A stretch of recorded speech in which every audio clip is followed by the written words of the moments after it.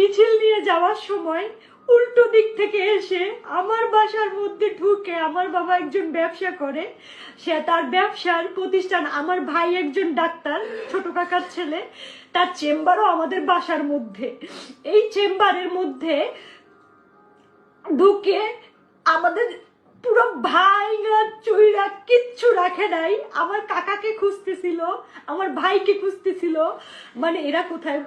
আমার মা বাইরে ছিল, আমার মা শুধু নিরুপায় হয়ে দাঁড়ায় দেখতেছে যে ঘরে ফ্যান বলেন, খাবার জলের জগ বলেন, একটা একটা গ্লাস বলেন, কিচ্ছু রাখে নাই, পিটাই ভাইয়া ফেলাইছে। বাবা যতটুকু পারছে ছবি তুলছে এবং বাবারে মারছে, বাবার গায়ে হাত দিছে।